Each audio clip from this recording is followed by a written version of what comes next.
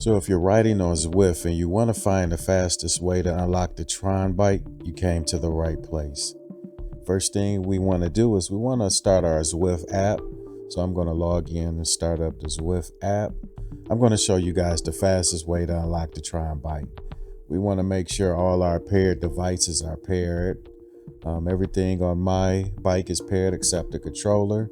The controller is used to change the gear, so I'm going to go ahead and pair that up as well, and we'll get right into the video so I can show you the fastest way to get the Tron bike, in my opinion. First thing we want to do, we want to go to our routes, and the route that I'm going to be using today is called the Jungle Circuit. So go ahead and select the Jungle Circuit. It gives you information about the circuit, the difficulty of the circuit, and the typical time or duration it would take to complete the circuit, as well as the miles of elevation. So I'm going to go ahead and start the Jungle Circuit route. And the first thing I want to do is click on my menu. Right here, it's going to show the challenges. And this is the Climb Mount Everest challenge.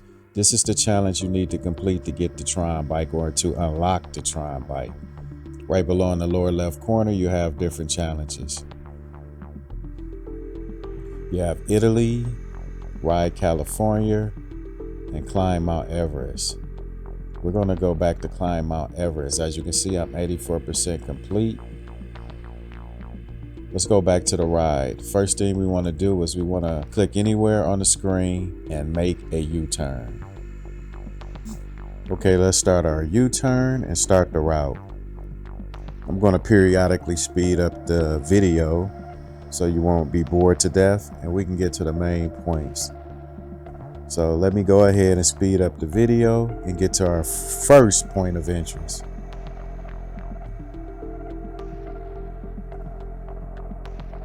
Okay, coming up on our first point of interest, you're going to see options to view routes. We're going to take the right route, which is reverse epic KOM. So let's go ahead and select reverse epic KOM, speed up the video, and get started. So now that we're in the reverse epic KOM route, we're gonna come past some landmarks. There's a sign letting you know about the elevation. And then there are gonna be some road markers. Here are your road markers. And the next point of interest is coming up soon. So let's go ahead to the next point of interest. So the next point of interest is going to be a tree on the left-hand side near a boulder. This is going to be the start of our climb. And when you come back down, that will be the end of it. Okay, we're just passing the tree, and as you can see, there's your large boulder on the left-hand side of the road. And if you look far off in the distance, you will see a large body of water and a bridge. That's also an indication or an indicator that this is the start of our climb. So let's start the climb. I'll go ahead and speed up the video to get to our next point of interest. When I first tried this route, I was initially shocked by how much percentage you can gain to complete the Mount Everest challenge. Right past this mountain, we're going to see some boulders on the right hand side. That will be our next point of interest. So let's get to our next point of interest. Until we get to our next point of interest, which is boulders on the right hand side. And as you can see, the elevation right now is at 10 degrees or 10%. That's pretty good elevation. I've only ridden for 0.9 miles and already have 235 feet of elevation. Here's your boulder on the right hand side. So I'm 1 mile in, and we're going to make a U-turn at this point. So we're going to click anywhere on the screen right here. We're going to immediately select the U-turn option, and we're going to start our route back up with a U-turn. Now we're going back down the hill, and we're going to see how much elevation gain we can obtain by going back down to the starting point. Remember, the starting point was the tree on the side of the road near a boulder. So let's Go back down the hill. You have your large body of water right in front of you. And just to the right of that is your bridge. So we have our large body of water. We're going to go down the hill. Keep in mind right here, watch how the elevation gain quickly goes up. We're at 269. And by the time that we get to the top of the tree, we have almost gained 300 plus feet of elevation. In that little bit of time, that was a very small time span.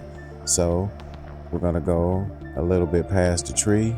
We're gonna click anywhere on the screen to go back up the hill to gain more elevation. So let's do that. Click on the screen. We're gonna select U-turn, start pedaling, and we're going back up the hill. So remember, the start of our climb will be the tree and the boulder. The large body of water is in front of us with the bridge over to the left. So we're going to speed up the video and we're going to go to our next point of interest. The next point of interest will be past the first initial boulder that we observed on the right-hand side of the road. We're going to steam up the hill and go past that first boulder, which is approaching us soon on the right-hand side of the road. I'm purposely riding slow for commentary purposes. I don't want you to miss important details about the climb. So we went past that first initial boulder, and as you can see, the mountains now have snow on them. So you have your snow mountains or ice caps, and then there's a boulder on the right-hand side. So at this point, we're going to make a U-turn, go back down the hill, then we're going to come back up the hill. Right now, I'm at approximately 500 feet of elevation, which is pretty good, 2.1 miles. I'm going to move ahead in the video to save us some time. And this time, I'm going to go back up the hill, but I'm going to take it a bit further. So we're going back up the hill, as you can see, there's your ice caps.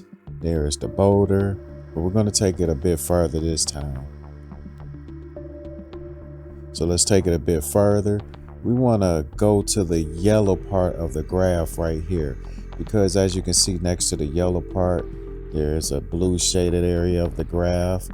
That is your decline. We don't want to go past the yellow. We want to go near the top of the yellow. That would be the top peak of the first part of our elevation. So at this point, we're going to click anywhere on the screen. We're going to select the U-turn, and we're going to go back down the road to see how much percentage we have gained towards the Mount Everest challenge. So let's go on. We're going to speed up the video and we're going back down the road right now. Remember, your point of interest is the tree and the boulder right there to the right. We're going to stop our ride here. Try to coast and gain as much as you can. As you can see right now, I'm at about 748 feet of elevation, 3.5 miles in. So I'm going to go ahead and select our menu button.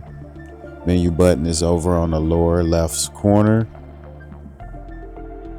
Go ahead and select your menu.